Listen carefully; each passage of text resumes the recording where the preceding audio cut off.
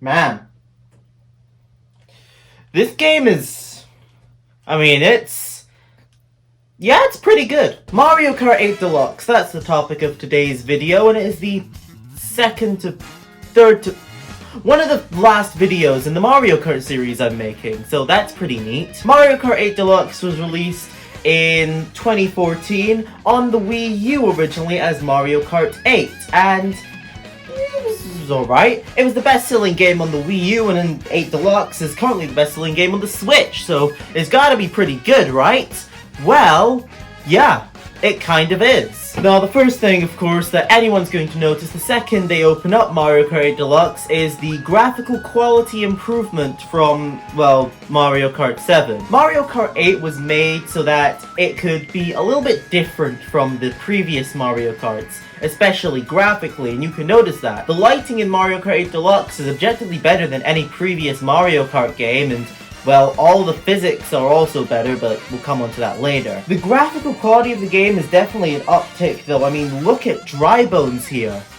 This is amazing. So yeah, let's get into Mario Kart 8 and Deluxe.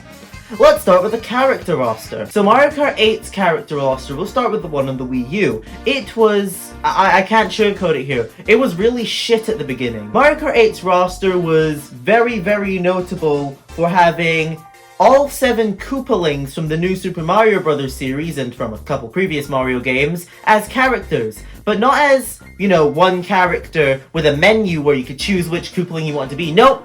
They all took up separate character slots. Character slots that could be used for other characters, like Dry Bones, or literally any other character that is not one of the 7 Koopalings. Yeah, this game was infamous for having what are known as clone characters. Characters such as Metal Mario, or Pink Gold Peach, or, again, any of the Koopalings. There was a total of 12 clone characters in the original Mario Kart 8. That is 12 slots that could have been taken up by a character that people actually wanted in the game. There was a lot of characters that could have taken up these spots that just weren't there for no reason. Now, later on, Mario Kart 8 would gain itself some DLC on the Wii U, and this DLC would add a few new characters. Clone characters like Tanuki Mario and kind of Dry Bowser, but Dry Bowser's more of his own thing, so I'll give them that. But it also added some completely unique characters, like Link and Isabelle from Animal Crossing. For some reason. Mario Kart 8 on the Wii U, it was the first ever Mario Kart to have number 1 DLC and number 2 have characters that are not from Mario. Well, except for Mario Kart DS, which had Rob, but not counting that, it was the first one to have them. Mario Kart 8 on the Wii U, you know, its characters were okay. It was definitely something, but there was clearly room to improve. And that room would definitely be used on the Switch version of Mario Kart 8 Deluxe. So Mario Kart 8 Deluxe, it would add a few more characters, like Dry Bones, finally, or King Boo, or Bowser Jr. These were all relatively well-liked characters, and they were all in previous Mario Kart, so it was a good sight to see. They also added the Inklings. For some reason, I don't really know why, but they did that anyways. But Mario Kart 8 Deluxe's character roster was definitely better than the original 8 roster, or even the 8 with DLC. However, it was a far cry from what most fans would want, including myself, and, well, they would end up fixing that later on. And that fix would come with the DLC for Mario Kart 8 Deluxe on Switch, known as the Booster Course Pass, which would add a bunch of tracks, but also a bunch of new characters. Characters such as Pauline, P.T. Piranha, even characters like Birdo make a return from Mario Kart Wii. These are all relatively liked characters. Funky Kong made a return as well. So yeah, these all happened. Even Diddy Kong came back. One moment. Oh. Oh, really? Oh, okay. Okay, so it turns out Diddy Kong was found with 1,000 bananas in his basement. So...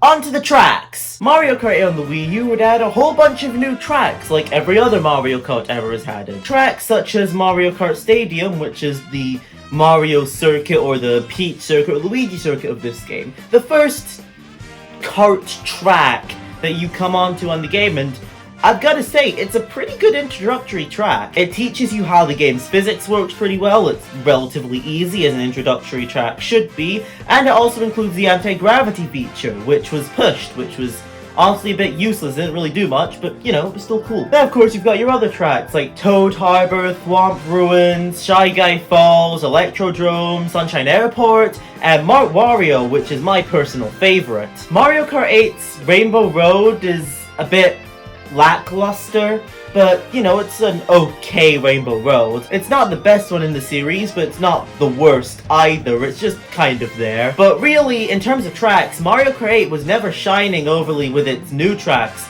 It was really with its retros where the game truly showed what it was about. Mario Kart 8 has some of the best retros. As compared to other Mario Karts, it didn't feel like they just imported the track file. It feels like they actually remade and revamped the tracks, because they did. All the tracks in Mario Kart 8 and then later Mario Kart 8 Deluxe were all revamped to look even better and work even better in Mario Kart 8's new lighting and physics engines, which is really good, especially compared to previous Mario Karts like Mario Kart Wii or DS, where it's just a carbon copy clone of the original track. Tracks even just as simple as Moo Moo Meadows look way better on 8 Deluxe than they did on the Wii. And of course there's other tracks that get completely remade. A lot of the GBA tracks specifically got a really good remake. Mario Circuit's a good example for this. Instead of the original Mario Circuit from the Game Boy Advance, which was just okay and worked as a Mario Circuit on Mario Kart 8, well, it has an entire section of the track lifted up to use the anti-gravity feature number 1 and number 2.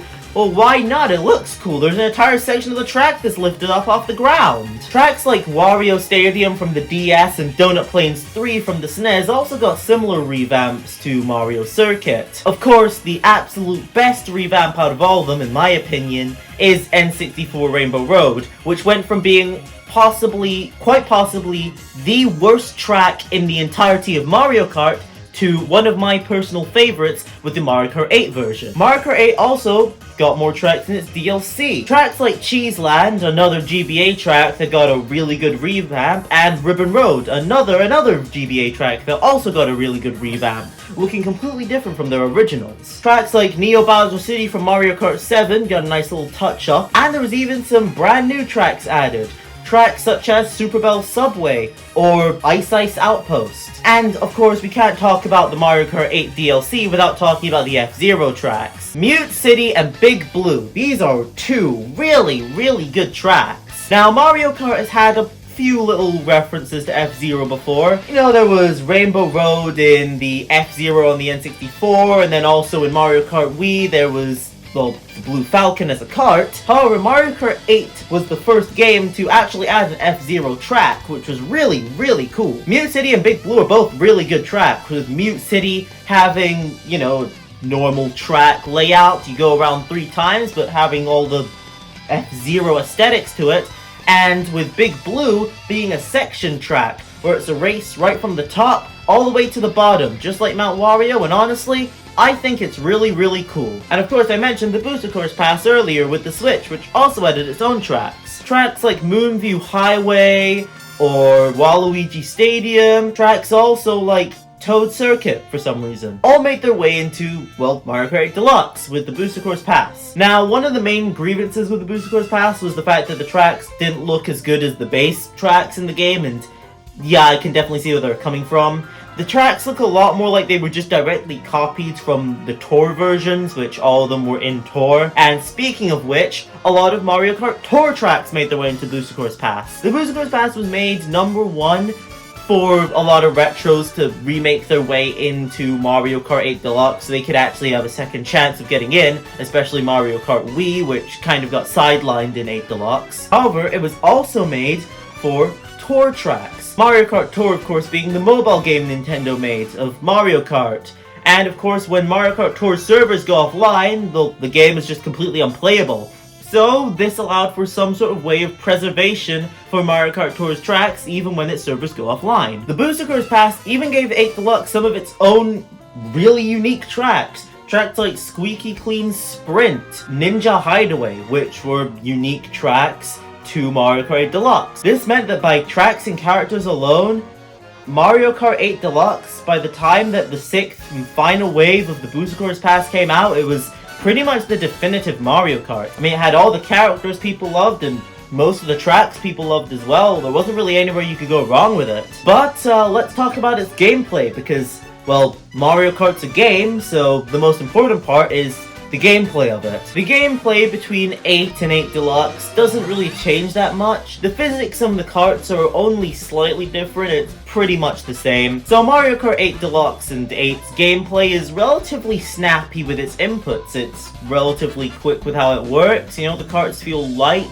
They feel really good to control. Additionally, it would add features back and have its own feature. Its own feature, of course, being the anti-gravity feature, which allowed for tracks to be a bit more creative with how they're made, which, you know, it's not the worst feature ever, but it's not the most interesting. Features such as gliders from Mario Kart 7 and, well, underwater driving from Mario Kart 7 would also make their way back from Mario Kart 7 into Mario Kart 8, and the bikes would return from Wii. The items don't vary that much between normal 8 and 8 Deluxe, and to be honest, they don't really vary that much from other Mario Karts. Mario Kart 8 just kind of has an okay item selection. It's not the worst ever, but it's definitely not the best. Some new items that were added into Mario Kart 8 were items like the Boomerang Flower, the Piranha Plant, and the Super Horn, which were alright items. The Super Horn being the first item that was an official defensive mechanism against the blue shell, as it could destroy anything, including a blue shell, that was coming near you, and the Boomerang and Piranha Plant just kind of being lackluster offensive items. 4 items would also see their return from previous Mario Kart games, apart from,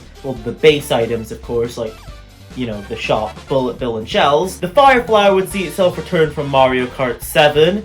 The Boo would see itself return from Mario Kart DS, I believe was the last time it was seen. And the Feather from, I think, Super Mario Kart, which was the last time it was seen. And they all work pretty much as they do in their respective games. The Boo steals an item from a player, brings it to you, makes you go invisible. The Fire Flower allows you to shoot fireballs at other people and hit them and spin them out. And the Feather is exclusive to Battle Mode, where you can jump over walls. That's it. Now, I did say 4 items, and that's only 3, and that's because there is one other item. The coin. I hate this.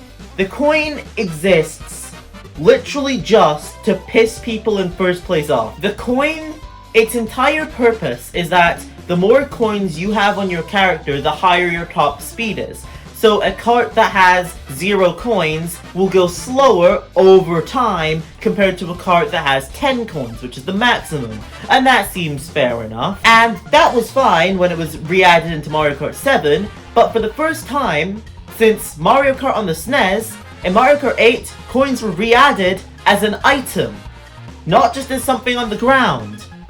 And they are really annoying, because there is a 50% chance you will get a coin in first place, and coins cannot be used defensively. So if you have a coin in first place, you cannot defend yourself from second place or third.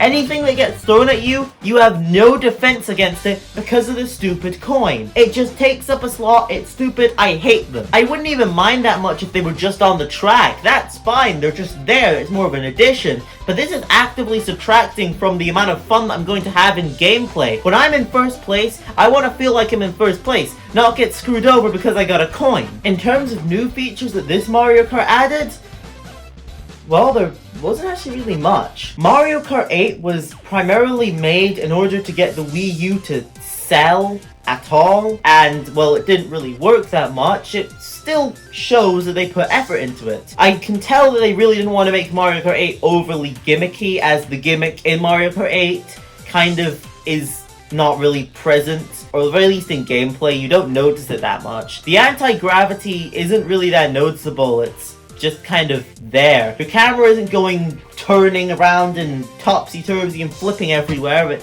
just kind of is. And you know what? that's okay. I'm fine with that. You know, I'd kind of rather that, to be honest. I'm actually a lot happier with Mario Kart 8 just kind of being a bit more passive with its gimmick and trying to just be a good Mario Kart rather than trying to push some sort of gimmick and then having that gimmick end up being really annoying or really dumb or stupid or something. There are certain Mario Karts that, you know, I don't think any have had a bad gimmick, but certainly the gimmicks can take away from the gameplay. Games like Mario Kart Wii, their gimmicks aren't, you know, adding a whole lot to gameplay, and a lot of people didn't like them. So I'm actually quite glad that Mario Kart 8 and 8 Deluxe didn't actually add any new sorts of gimmicks. I also am a little bit upset at that because, well, I do also still want to see a new gimmick. But at the end of the day, Mario Kart 8 and 8 Deluxe are two very, very, very good Mario Karts. Comparatively, they are like the definitive Mario Karts. Mario Kart 8 Deluxe has the largest character roster, the largest track selection, and honestly some of the most refined gameplay. The gameplay within the game, it's not overly glitchy or buggy, it's really, really streamlined and smooth. Controlling the kart feels really good in game, building up drifts feels powerful. It's just a really well-built Mario Kart, and honestly, I don't think I could really ask for much more. So, as of now, at the very least until Mario Kart 9 gets released, I'd say it's the definitive version of Mario Kart and the best Mario Kart that exists. So, the final verdict on Mario Kart 8 and 8 Deluxe? Yeah. They really are the peak of Mario Kart, at least for now.